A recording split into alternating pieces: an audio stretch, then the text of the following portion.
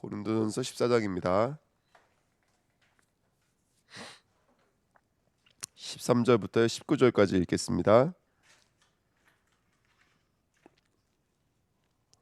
고린도전서 14장 13절부터 19절까지 읽겠습니다. 13절부터 19절입니다. 같이 읽겠습니다. 그러므로 방언을 말하는 자는 통역하기를 기도할지니 내가 만일 방언으로 기도하며 나의 영이 기도하거니와 나의 마음은 열매를 맺지 못하리라. 그러면 어떻게 할까? 내가 영으로 기도하고 또 마음으로 기도하며 내가 영으로 찬송하고 또 마음으로 찬송하리라. 그렇지 아니하면 네가 영으로 축복할 때 알지 못하는 처지에 있는 자가 내가 무슨 말을 하는지 알지 못하고 내 감사에 어찌 아멘하리요. 너는 감사를 잘하였으나 그러나 다른 사람은 덕세움을 받지 못하리라. 내가 너희 모든 사람보다 방언을 더 말함으로 하나님께 감사하노라. 그러나 교회에서 내가 남을 가르치기 위하여 깨달은 마음으로 5마디 말을 하는 것이 1만 마디 방언으로 말하는 것보다 나으니라. 아멘. 기도하겠습니다. 하나님은 우리에게 은혜를 주셨습니다. 표적을 주셨습니다. 또 이사를 주셨습니다. 오늘 이 시간도 하나님은 역사하시는 축복된 시간인 것을 믿습니다. 하나님께서 인도해 주셔서 우리가 받은 것을 가지고 어디를 향해 가야 되는지, 또 어떤 열매를 맺어야 되는지, 어떤 것들을 지향해야 되는지 다시 한번 더 깨달을 수 있는 복된 시간으로 이 시간 역사하여 주옵소서. 감사드리며 예수 그리스도의 이름으로 기도하옵나이다. 아멘. 우리가 저번 시간에는 이제 방언에 대해서 한번 말씀을 좀 나눠봤습니다. 오늘은 그 방언이 지향하는 곳, 그 방언이 추구하고 방언이 나가야 될 곳이 어딘지를 한번 말씀을 통해서 좀 확인하는 시간 됐으면 좋겠습니다. 1번에 보시면 초대교회 방언의 의미입니다. 그 방언이 임했던 곳이 성경에 좀 잘 나와 있는 곳이 아마 초대교회가 아닐까, 사도행전 2장의 역사가 아닐까 생각이 듭니다. 그럼 이제 그 성령의 처음 사역하셨던 그 사도행전 2장으로 한번 가보면 1번에 보시면 사도행전 2장 3절에 여기 이렇게 써 있더라고요. 마치 불의 혀처럼 갈라지는 것들이 그들에게 보여 각 사람 위에 하나씩 임하여 있더니 그랬습니다. 자, 성령이 지금 한 사람에게 임하여져 있는데 성령이 임하시니까 그들에게 어떤 형상이 나타난다면 마치 꼭 불의 혀처럼 갈라지는 것들이 그 혓바닥에 임한 거예요. 쉽게 말하면요. 그러니까 도저히 알아들 수 없는 소리로 그 사람들이 막 뭔가 이게 말하는 소리를 들었다는 것을 알 수 있는데, 왜 하필 그 방언이 임했다라는 것을 불의 혀처럼 갈라지는 모습으로 표현을 했을까요? 이게 이제 오늘 말씀의 주제라고 볼 수 있을 것 같은데 한번 풀어나가 볼게요. 이번에 보시면 구약에 꼭 구약이라고 말할 필요 없지만 표적과 성령의 방언이 주시는 이 방언도 하나의 표적이잖아요. 한국교회가 방언을 받으려고 얼마나 많이 몸부림을 쳤습니까? 우리가 다락방 안에 들어와서는 방언을 굳이 저거 하지 않죠. 뭐 거의 메시지 들으면서 방언에 대해서 얘기하시는 거 제가 들어본 적이 없는 것 같아요. 근데 분명히 방언에 대한 은사는 분명히 있는 건 확실하고, 왜냐하면 성경에 기록되어져 있으니까. 근데 그러면 구약에 수많은 표적들이 있었어요. 그 표적과 성령께서 임하셔서 처음 하신 사역이 방언이었거든요. 성령께서 오순절날 초대교회에 임해서 처음 한 사역이 방언이었어요. 그러면 이 구약식 표적과 성령이 임하셔서 성령의 사역이 이루어졌을 때 이루어졌던 첫 번째 표적이 그 방언이었는데, 그러면 이게 다른 점이 뭘까요? 다른 점. 구약식 표적은 대부분 배고프면 먹여주시는 거고, 아프면 고쳐주시는 거고, 전쟁에 일어나면 승리 있게 해주시는 게 표적이에요. 그러니까 우리의 의식주와 관계 있어요. 나와 관계 있는 거라고요. 우리가 이스라엘 백성이 하도 안 믿으니까 그들의 마음과 생각을 움직여 주시는 거예요. 그게 표적이에요. 믿을 수 있도록. 근데 성령의 사역은 전혀 나와는 상관이 없어요. 먹는 거 입는 거 전혀 상관이 없어요. 근데 이것이 우리에게 어떤 의미를 줄까요? 여기 성경에 보면은 이렇게 써 있잖아요. 꼭 불의 혈처럼 갈라지는 거라고 써 있거든요. 갈라지는 게 뭐냐면 좋은 의미가 아니에요. 쪼개진다는 얘기거든요. 내가 하는 말이 갈라져서 나온다는 얘기는 내 입술이 내 마음 내 뜻대로 안 된다는 뜻이에요. 그럼 쉽게 말하면 성령이 주는 표적이 뭐냐면 이거예요. 이제부터 너의 입술을 너가 주장하지 못하고 누가 주장하는 거냐면 하나님이 주장하고 있다는 증거예요. 그게 바로 마치 불의 혀처럼 뭔가 능력이 있는 소리인데 그 소리를 우리가 알아들 수가 없어요. 저는 가끔씩 목사님들 설교 들을 때마다 불의 혀 같은 것들이 느껴질 때가 있어요. 정말 성령 역사하시는구나. 정말 바람처럼 불과처럼 그 말씀이 임하는 걸 제가 느낄 때가 많이 있거든요. 그러니까 불 같은 메시지예요. 근데 이게 갈라진다고요. 갈라진다는 것은 내 마음, 내 말, 내가 원하는 말로 안 나간다는 뜻이죠. 이번에 보십시오. 말이라고 하는 것은 그 사람이 갖고 있는 생각과 마음이 표현되는 것이 말이에요. 그 사람의 생각이 표현되는 것이 말이고 그 사람의 마음이 드러나는 것이 말이에요. 그래서 말 조심해 이런 얘기 많이 하잖아요. 왜냐면 말에 실수가 많으니까. 왜냐하면 말하지 않았으면 그 사람 마음을 읽어낼 수가 없잖아요. 말하지 않으면 그 사람의 생각을 읽어낼 수가 없는 거예요. 근데 말해버리니까 그 사람의 생각을 우리가 읽어낼 수가 있는 거예요. 그러니까 우리가 아이들한테 말하는 거죠. 항상 말 조심해야 된다, 말 조심해야 된다 이런 얘기 하는 거잖아요. 그 말은 그 사람이라고 그 사람의 생각이 무엇인지 표출되어지는 것이 표현되어지는 것이 말이에요. 하지만 하나님께서는 우리를 뭘로 부르신 거라면 증인으로 부르신 거예요. 누구의 증인으로? 살아계신 성삼위 하나님의 증인으로 부르신 거예요. 그러면 증인으로 불렀다는 것은 이제는 내가 하고 싶은 말 못한다는 뜻이에요. 이해가 되셔요? 증인으로 불렀다는 것은 이제 내가 하고 싶은 말 못한다고요. 누가 하시는 말을 하는 자로 쓰임 받는 거예요. 하나님이 하고 싶은 말을 하는 자로 쓰임 받는 거예요. 그게 바로 증인이에요. 그래서 오늘 사도행전 2장 4절 이렇게 써 있잖아요. 그들이 뭐를 말하게 하심을 따라 성령이 말하게 하심을 따라 이렇게 써 있어요. 성경에는요. 그러니까 이 입술이 이전까지만 해도 내가 하고 싶은 내 감정 말하고 내 생각 말하고 내 느낌 말하고 뭐 주세요. 또 뭐 싫어요. 이거 내 것들을 표현하는 것이 입 말이었는데 이제는 그 입에 성령께서 임하시니까 갈라져 버린다고요. 내 말 못하고 내 생각 표현할 수가 없어요. 그때부터 뭐가 나가는 거예요? 하나님의 약속, 하나님의 말씀, 하나님의 뜻이 증거되어지는 거예요. 그것이 초대교회에 임했던 성령의 역사, 방언이 아닌가 생각이 듭니다. 그래서 제가 이 말씀 읽다가 이제 요즘에 우리가 레위기 읽고 있잖아요. 레위기 말씀에 이런 말씀이 있더라고요. 레위기 10장 1절 2절에 보시면 아론의 제자들에게 아론의 아들들에게 하나님이 기름 부으셔서 제사장의 역할을 세습할 수 있도록 축복을 해주셨죠. 근데 이 나답과 아비후가 젊은 혈기에 의해서 하나님이 향로에 명령하지 않은 다른 불을 넣어가지고 들어갔어요. 그래서 그 불이 이 아들들을 삼켜버렸어요. 새까맣게 걸려 죽은 아들들을 앞에서 모세가 뭐라고 말을 하냐면, 야, 나는 나를 가까이 하는 자 중에서 내 거룩함을 나타내겠고 온 백성 앞에서 내 영광을 나타내리라. 나를 가까이 하는 자, 내 말 듣는 자, 쉽게 말하면 가까이 한다는 말이 뭐 거리를 말하는 게 아니잖아요. 내 말 듣는 자, 내 뜻을 행하는 자에게 내가 함께 할 거야. 지금 죽었다는 말은 뭐라면 얘들 생각 속에 마음 속에 지금 뭐가 들어갔다라는 거예요. 예? 하나님의 뜻이 아닌, 하나님의 생각이 아닌 자기 생각 들어간 거예요. 여기도 불인데 뭐 어때? 이것도 불인데 이거 불 담아가면 돼. 꼭 저 불 담아가야 돼. 번제에 뜨거운 숯불을 담아가야 돼. 집에도 불인데 그거 담아가지고 가면 안 돼. 내 생각, 내 뜻, 그거 하나님이 요만큼도 용납을 못 하시는 거예요. 그래서 레위기 10장 6절에 이렇게 말합니다. 모세가 아론과 그의 아들 엘레아살과 이다말에게 이르되 너희는 머리를 풀거나 옷을 찢지 말라. 지금 아들들이 죽었잖아요. 형제들이 죽었잖아요. 그럼 옷을 찢고 머리를 풀어야 돼요. 그리고 아이고 울어야 돼요. 근데 너희들은 머리를 풀지 말라고요. 너희들은 옷을 찢지 말라고요. 무슨 말입니까? 너희들의 그 슬픔도 너희 것이 아니라는 거예요. 너희들의 감정도 너희 것이 아닌 거예요.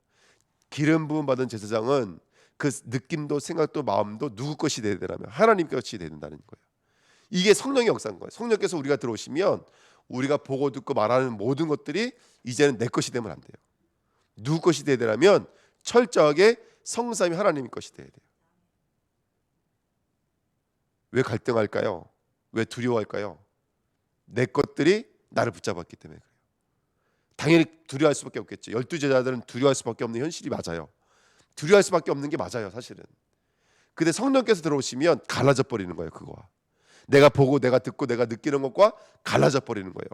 그러니까 현실은 두려워할 수 있는 현실인데 믿음은 두려워할 수가 없는 거예요. 이게 바로 기름 부음 받은 자들의 삶인 거예요. 아론이 아들들이 죽었으면 머리를 풀고 슬퍼해야 되는데 슬퍼할 수가 없어요. 제사장들은 내 감정이 없어요. 내 생각이 없어요. 철저하게 뭐만 남아야 돼요? 하나님만 남아야 돼. 이게 바로 불의 혀처럼 갈라지는 자들의 모습인 거예요. 방언은 어저께 말씀드렸지만 누구의 덕을 쌓는 거라고요? 내 자신과의 덕을 쌓는 거예요. 나와 하나님과의 친밀한 관계 속에서 이제는 하늘나라 소리를 하는 거예요. 하늘나라 소리. 그게 방언입니다. 그래서 저는 방언이 샤바샤바샤바 샬라샬라샬라 이게 방언이라고 생각하지 않아요. 그건 인위적으로 인간들이 만들어내는 것이라고 생각해요. 진짜 방언은 뭐냐면 바로 우리가 복음을 말할 수 있다는 거예요. 예수가 그리스도라는 복음을 말할 수 있는 게 이게 방언 중에 방언인 거예요. 하나님 나라의 말을 할 수 있는 게 방언인 거예요. 하나님의 나라의 말은 다른 게 아닙니다, 여러분들. 예수가 그리스도고 그 그리스도가 십자가를 통해서 우리 구원하셨다. 이게 바로 하나님 나라의 말이에요. 이거는 세상 사람들이 알아들을 수 없는 말이에요. 육신은 알아들을 수 없는 말이에요. 방언이 이상한 말 할렐루야 할렐루야 이게 방언이 아니라 우리가 하나님의 나라의 말을 할 때 그걸 이 땅의 사람들은 전혀 알아듣지 못해요. 새 성도가 오시면 복음을 알아들어요, 못 알아들어요? 전혀 못 알아들어요. 근데 하나님께서 그들 마음속을 감찰해 주시고 주관해 주시고 내주해 주시니까 조금씩 이제 하나님의 나라의 말들을 어린아이가 엄마 하듯이 알아듣기 시작하는 거예요. 자, 그래서 세 번째 보시면, 그래서 오늘 그 초대교회는 지금 초대교회는 두 가지 모습이 있죠. 방언의 모습과 어떤 모습이 있었어요? 예언의 모습이 있었어요. 그래서 사도들이 각 나라의 말로 뭐 했어요? 예? 복음을 증거하잖아요. 이거는 어떤 거예요? 교회의 덕을 세우는 거예요. 나의 덕을 세우는 것이 아니라 누군가에게 복음이 전달될 수 있도록 내 입술이 하나님의 주권 속에서 주장해 주시는 거예요. 그러니까 그리스도의 복음이 증거된다고요. 근데 너무나 강력하게 주장해 주시니까 갈릴리 사람이고 평생을 학문이 없는 사람인데도 불구하고 아프리카 말도 말하고 아라비아 말도 말하고 헬라 말도 말하고 그렇게 15개 나라를 말하기를 하기 시작하는 거예요. 이게 바로 우리 주내교가 얻어야 될 방언의 지향점입니다. 방언의 지향. 좀 더 자세하게 말씀드릴게요. 그래서 사도행전 2장 11절에 이렇게 써있어요. 그레데인과 아라비아인들이라 우리가 다 우리의 각 언어로 하나님의 큰 일을 말함을 듣는도다 하고 있어요. 그러니까 방언은 하나님의 큰 일을 말하는 것을 가지고 방언이라는 거예요. 내 입술에 하나님 나라의 큰 일을 말하는 것을 가지고 방언이라는 거예요. 그래서 어떤 문제가 생겼는데 그 문제를 통해서 우리 하나님의 뜻을 읽어내죠. 그게 방언인 거예요. 하나님과 나와의 관계. 그것이 누군가의 포럼이 되어지고 누군가에게 전달되어지면 그건 예언인 거예요. 그건 통역인 거예요. 예, 그 은혜가 우리에게 임해될 줄 믿습니다. 그래서 방언은 하나님의 나라의 큰 일을 말하는 것입니다. 그러면 하나님 나라의 큰 일이 뭘까요? 십자가 복음. 바로 그 십자가 복음이 하나님 나라의 큰 말입니다. 그래서 이 말은 여러분 한국어로 말해도 알아들어요, 못 알아들어요? 알아듣는 사람들은 증인들이에요. 성령이 임하신 분들이고 세상 사람들은 절대로 알아들을 수가 없습니다. 그래서 이것들 말하는 것 자체가 사실은 방언인데 오늘 우리가 그 방언의 축복 속에 있는 줄 믿습니다. 자, 2번입니다. 그 방언이 지향하는 것들, 은사가 지향하는 것이 어딜까요? 여러분, 우리를 하나님께서 누구의 형상대로 만드셨죠? 하나님의 형상대로 만드셨어요. 하나님의 모양대로 만드셨어요. 아멘. 제가 좀 이해를 돕기 위해서 장갑은 뭐의 형상이죠? 장갑은 손가락의 형상인 거예요. 그럼 뭐가 들어가겠다는 거기에요? 손이 들어가겠다는 거예요. 그 손가락 모양으로 지은 거예요. 그럼 우리가 하나님의 모습이라는 것은 하나님 형상이라는 것은 뭐가 들어가겠다는 거예요? 하나님이 들어오시겠다는 거예요. 하나님이 이 형상의 주권자가 되겠다는 거예요. 그러면 하나님 형상은 단순하게 모양을 말하는 게 아니잖아요. 그 하나님의 뜻과 계획이 들어오는 것을 가지고 바로 하나님의 형상이라는 겁니다. 그럼 우리는 장갑과 똑같아요. 양말과 똑같아요. 그 손과 발이 들어오시면 이제는 손의 역할을 하는 거예요. 우리가 양말이 발이 들어오시면 이제 발의 역할을 하는 거예요. 발은 아닌데 양말이 그 발의 역할을 하는 거예요. 발의 모양이 됐으니까. 마찬가지로 하나님이 우리에게 들어오시면 이제 우리는 하나님의 말을 하고 하나님의 언약, 하나님의 뜻, 하나님의 계획을 증거하는 자로 쓰임받게 되는 줄 믿습니다. 그걸 오늘 사도 바울이 오늘 아주 재미있게 말을 하고 있습니다. 14절 오늘 본문에 읽었잖아요. 내가 만일 방언으로 기도하면 나의 영이 기도하거니와. 자, 나의 영은 뭘 말하는 것이죠? 푸뉴마 성령을 말하는 거예요. 그럼 지금 방언은 누가 기도하고 있는 거예요? 성령의 기도의 소리예요. 그리고 재밌게 말하죠. 14절 뭐라고 하냐면 나의 영이 기도하거니와 나의 마음은 뭐라 그랬어요? 열매를 맺었다 안 맺었다. 이게 방언인 거예요. 자, 보시죠. 입술은 성령께서 주장해 주셨기 때문에 하나님 나라의 말을 하고 있는데 나의 마음은 열매를 맺지 못하는, 마음은 아무 감흥이 없다고요. 왜냐하면 감흥은 언제 생겨요? 나의 마음에 감동을 먹었을 때, 나의 마음이 움직여질 때.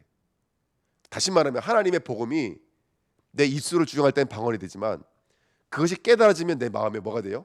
감사, 평안, 믿음이 되잖아요. 그러니까 지금 성령께서 내게 강력하게 역사하실 때는 방언이지만 이게 하나님께서 통역이라든지 예언의 은사를 통해서 이 소리가 무슨 소리인지를 알아들으면 이제 뭐 하게 되는 거예요? 내 마음이 움직이잖아요. 내 마음에 감사하게 되고, 내 마음이 평안해지기 시작하고, 내 마음이 담대해지기 시작하고, 내 마음에 힘을 얻는 거예요. 그러니까 자아가 알아듣지 못하는 상태는 방언의 상태예요. 근데 자아가 알아들으면 이제는 이것이 통역이 되어진 거예요. 방언이 깨달아졌다고 쉽게 말하면요. 그래서 사도 바울이 이렇게 분리시켜서 말하고 있어요. 자, 15절에 보시면 그러면서 이렇게 말을 합니다. 15절에 뭐라고 말을 하냐면, 그러면 어떻게 할까? 내가 영으로 기도하고 또 뭐라고요? 마음으로 기도하며. 그러니까 영으로 하신 기도가, 사도 바울은 지금 어디까지 지향점이 있냐면, 그 방언이, 이 방언이 입술에서 끝나면 뭐 하겠느냐? 이 방언이 너희 것이 돼야 되지. 그러니까 영으로 기도하고 또 어디로 기도하고요? 마음으로 기도해야지. 영의 기도가 너희 것이 돼야 되지. 또 영으로 찬양하고 어디로 찬송을 하는 거예요? 마음으로 찬송하라는 거예요. 여기 이게 이해가 되시죠? 그러니까 방언은 방언으로 끝나지 마. 방언의 지향점은, 1차적인 지향점은 너희 마음을 움직여야지. 방언으로 끝나면 그거는 덕이 되지 못해. 그 방언이 너희 마음을 움직여서 너희 것이 돼야 되지. 그래서 우리 다락방에서 계속 말하고 있잖아요. 복음이 개인화돼야 된다고요. 그리고 현장과 이 복음이 맞아야 돼요. 그리고 복음의 전문화가 돼야 돼요. 미래화가 돼야 돼요. 우리 그 자리까지 나가셔야 돼요. 지금 한국교회는 방언 받았다 여기에 머물러 있어요. 그 아무 소용 없는 거예요. 진짜 방언은 내가 알아들을 수 없는 하나님 나라의 복음을 말할 수 있다는 것 자체가 진짜 방언인 거예요. 여러분, 여자의 후손, 이게 믿어진다고요. 죽은 자가 살아났어요. 우리가 예수님의 그 십자가를 의지해서 구원받았어요. 이건 우리가 알아들을 수 없는 말이잖아요. 근데 지금 우리는 이게 우리 거 되어져 있잖아요. 예수님의 성육신 믿어야 안 믿어요? 믿어요. 십자가에서 우리 문제 해결했다는 걸 믿어야 안 믿어요? 우린 믿고 거기서 감사도 느끼고 그걸 찬양하기도 하고 그걸 증거하기 위해서 생명까지 걸잖아요. 지금 이게 바로 영으로 기도하고 마음이 따라가고 있는 거예요. 영이 찬양하고 있고 우리 마음이 그 찬양하는 자리로 같이 따라가 있는 거예요. 이게 우리가 받아야 될 은혜인 줄 믿습니다. 아멘. 자, 그 다음에 그 16절에 말을 하고 있죠. 16절에 뭐라고 말을 하고 있냐면, 그렇지 않으면 내가 영으로 축복할 때에 알지 못하는 처지에 있는 자가 내가 무슨 말을 하는지 알지 못하고 내 감사에 어찌 아멘을. 너는 감사가 임했지만, 이제 이거는 이제 타인에게 말하는 것이죠. 네가 임한 복음이 그 사람에게도 똑같이 마음에까지 전달되지 않으면, 개인화가 되지 않으면, 현장화가 되지 않으면 너의 그 감사가 어찌 그 사람에게 아멘이 되리요. 그러니까 지금 방언이 지향하는 것은 뭐냐면, 내가 샬라샬라 했다고 해서 멈추면 안 돼요, 여러분들. 그 뜻이 전달되어지는 것으로까지 나가야 된다고요. 그게 방언이 지향해야 될 부분인 거예요. 그래서 여기서 지금 내가 이게 성경을 읽어보면서 느낀 게 뭐냐면, 방언은 낮은 영역이고 예언은 높은 영역이고 통역은 높은 영역이고, 이 말하는 것이 아니라 지금 사도 바울은 방언을 부정하고 있는 게 아니에요. 방언은 나의 덕을 쌓은다니까요. 나와 하나님과의 친밀한 관계를 줘요. 그러니까 얼마나 귀한지 몰라요. 하지만 모든 은사는 궁극적인 사랑의 자리는 어디까지 완성이 돼야 되죠? 그리스도의 몸을 이뤄야 되잖아요. 방언이 뭐라 그랬어요? 하나님의 뜻을 말하는 게 방언이잖아요. 그러면 하나님의 뜻은 뭐예요? 이 복음이 증거되어진 거잖아요. 그 그리스도의 몸을 이루는 것인데, 그래서 예언까지 나가야 된다는 거예요. 너는 감사하고 너는 진짜 찬양하고 있지만 그것이 저들에게 전달되지 않으면 이 방언은 아무 의미가 없다는 거예요. 그래서 초대교회 2장에 그 응답이 있는 거예요. 마치 불의 혈처럼 갈라지는 말로, 이거 내가 하는 말 아닌데 왜 이 말이 나오지? 막 쏟아져 나오는데 그게 하나님께서 은혜를 주시니까 어느 자리까지 가는 거예요. 각 나란 말로 말하기 시작하는 거예요. 그래서 그 복음이 알아듣는 자리까지 나오는 거예요. 그 초대교회 역사가 우리 주내교회에 동일하게 임해야 될 줄 믿습니다. 나 하나 그냥 유의로 끝나는 방언이 아니라, 나 방언 받았어, 이걸로 끝나는 건 아무 의미 없는 방언이에요. 그 방언에 감사가 임해지고, 이건 통역이에요. 그리고 이 방언을 통해서 누군가에게 복음이 증거되어진 것은 예언이에요. 설교라고 말씀드렸죠. 포럼, 설교, 찬양이라고 말씀드렸잖아요. 고백. 우리가 그 자리까지 나가야 될 줄 믿습니다. 17절 너는 감사를 잘하였으나 너는 그렇게 감사했지만은 다른 사람은 덕세움을 받지 못했어요. 이게 바로 방언의 한계예요. 방언은 너는 정말 하나님의 은혜를 받았고 하나님과 너와의 관계는 회복됐지만 방언, 은사, 모든 은사는 어디까지 나가야 되는 거냐면 바로 성도들에게 이 복음이 증거되어지는 자리까지 나가서 온전히 그리스도의 뜻을 이루는 것. 그리스도는 만민에게 온 세계에 이 복음이 전파되는 것이니까요. 그러니까 이 은사가 지향하는 것은 바로 이렇게 복음이 증거되는 것인 줄 믿습니다. 오늘 은혜 받으신 것이 혹시 있다면 소원하십시오. 뭐라고 소원하시면 하나님 성령께서 역사해 주셔서 방언의 자리, 다시 말하면 하나님 나라가 내 안에 들어오게 해주시고 그 다음에 이것을 증거하는 증인의 자리까지 나가게 하옵소서. 나에게 통역과 나에게 예언의 은사를 허락하여 주옵소서. 그래서 그리스도의 몸을 사랑으로 완성으로 온전함으로 이루게 하옵소서. 나의 감사가 누군가에게 전달되게 하옵소서. 18절 그래서 바울은 이렇게 말합니다. 내가 너희 모든 사람보다 방언을 더 말함으로 하나님께 감사. 나는 그래서 방언을 패한다 안 패한다? 안 패해요. 나는 오히려 더 너희들이 안 볼 때 더 많이 방언한다는 거예요. 그래서 하나님과 나와의 관계 속에서 주시는 그 감사나 갖고 있거든. 이 말하고 있는 거예요. 그런데 바울은 여기서 멈추지 말고 이 방언이 지향하는 것은 예언까지 가야 되고 통역까지 가라는 거예요. 통역은 그 방언이 우리 마음을 움직여주는 거고 예언은 그 마음 움직여진 감사가 누군가에게 전달되어져서 그 감사가 함께 나눠지는 자리까지 나가는 것. 그게 우리가 지행해야 될 것인 줄 믿습니다. 그 13절 19절 13절 보십시오. 오늘 13절부터 시작했잖아요. 그러므로 방언을 말하는 자는 뭐를 위해서 기도할지니라 통역을 위해서 기도할지니라. 그러니까 불의 혈처럼 갈라져서 내 소리가 안 나오는 거예요. 저 감사하긴 하지만 이게 내 마음을 움직여야 돼요. 그래서 그 성령의 기도가 나의 기도가 되어져야 되고 성령의 송축이 나의 송축이 되어져야 돼요. 아멘. 그리고 19절 그러나 교회에서 내가 남을 가르치기 위하여 깨달은 마음으로 5마디 말을 하는 것이 1만 마디 방언으로 말하는 것보다 나으니라. 교회의 덕은 네가 받은 복음을 5마디일지라도 전파하는 것이 너 혼자 1만 마디 방언하는 것보다는 낫다라는 거예요. 왜? 지금 고린도전서의 이 12장, 13장, 14장 쓴 목적이 뭐죠? 은사가 없어서 주신 것이 아니라 은사가 많은 것 때문에 주신 거예요. 교회에 방언을 받는데 혈안이 되어져 있어요. 근데 방언의 그 하나님의 목적과 하나님의 뜻이 모르는 거예요. 너희들은 장갑인데 하나님이 내 안에 들어오신 곳으로 왜 머물러 있느냐? 너희가 하나님의 손이 되었으면 하나님의 그 일하는 자리에 가야지. 너희가 양말이면 그 발가락 들어와 있는 것 때문에 감사하면 뭐 어떡하냐? 그 발이 움직이는 곳에 너희도 함께 움직이고 있어야 되지. 너희는 물론 발은 아니지만 그 발을 감싸고 있는 양말이니까 너희가 발의 역할을 하는 그 자리로 나아가야지. 은사는 방언 받고 예언 받고 여기 머물러 있는 것이 아니라 예수가 그리스도라는 이 복음을 깨닫게 만들고 그 복음을 증거하는 자리까지 나가는 것. 이게 바로 우리가 해야 될 일들이지. 그래서 우리 주내교회가 그 역할을 온전히 이룰 수 있는 그리스도의 몸을 온전히 이룰 수 있는 그래서 그리스도 하나님 나라 오직 성령 이 세 가지는 분리될래야 분리될 수가 없는 것 같아요. 정말 우리가 하나님 형상이 회복되어지면 나를 초월해서 어디까지 가버리죠. 우리는 2, 3층까지 갈 수밖에 없는 게 우리들의 모습인 것 같아요. 그러니까 우리 주내교회 연약한 교회예요. 너무너무 연약한 교회지만 우리와 상관없이 너무나 귀한 렘넌트들 우리에게 붙여주셨어요. 너무나 귀한 청년들을 우리에게 붙여주셨어요. 너무나 귀한 다민족들을 붙여주셨어요. 너무나 귀한 영혼들을 우리에게 붙여주셨어요. 우리는 내가 원하든 원치 않든 그 영혼을 섬기고 그 영혼에게 정말 내가 받은 은혜를 증거하고 내가 받은 이 복음을 증거할 수밖에 없는 증인으로 쓰임 받으셔야 돼요. 나 하나 이 정말 불의 혈액처럼 갈라지는 것에 머물지 마시고 그리스도의 몸을 이루는 그러니까 이 393 언약은 뗄래야 뗄 수 없는 하나님의 언약인 것 같아요.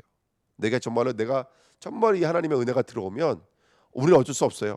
말씀 현장 미래를 통해서 30대를 맞이해야 돼요. 정말로 3생명 3초 전무후무한 응답을 함께 누리셔야 될 줄 믿습니다. 어저께 우리 캠프를 다녀왔잖아요. 어저께 우리 장로님이랑 오선 성령 형제 동행해 주셨거든요. 근데 또 어저께 어떤 일이 있었냐면 건축 문제 때문에 또 우리 사모님 너무 힘들어하시는데 장로님 가시니까 거기서 그냥 그게 해결돼 버렸어요. 왜냐면 장로님 이게 무슨 얘기인지 아시니까 그걸 이제 우리 사모님한테 얘기해 주시니까 사모님은 거기서 이제 평안을 얻으시고. 그러니까 이게 팀이 돼서 움직인다라는 것이 눈에 보이지 않지만 얼마나 막강한 힘을 갖고 있는지. 그래서 우리 주내 교회가 아마 그런 모습으로 하나님 우리도 통일하게 이끌고 계시는 것 같아요. 그래서 우리 237 서밋 학교 다민족 학교 이게 너무나 귀하다고 생각이 들고 부족한 모습이지만 우리 캠프하고 있는 거 지금 다른 것도 아니에요. 우리 구원의 길 그리고 있는데 그것도 하나 영적인 캠프예요. 그래서 거기에 기도 제목 적었을 뿐인데도 불구하고 하나님은 정말 역사하시거든요. 그러니까 우리가 오늘도 그 캠프의 응답소로 들어가시는 우리 주내교가 됐으면 좋겠습니다. 기도하겠습니다. 하나님 감사합니다. 하나님이 주시는 그 방언이 지향하는 곳은 어디입니까? 하나님이 주시는 은사가 지향하는 곳은 어디입니까? 우리가 받은 은혜, 우리가 받은 축복이 가리키는 곳은 어디입니까? 다시 한 번 더 나 자신을 돌아보면서 하나님이 원하시는 그 자리로 나아가는 하나님의 형상, 하나님의 복 온전히 누리도록 오늘 하루도 축복하여 주옵소서. 감사드리며 예수 그리스도 이름으로 기도하옵나이다. 아멘.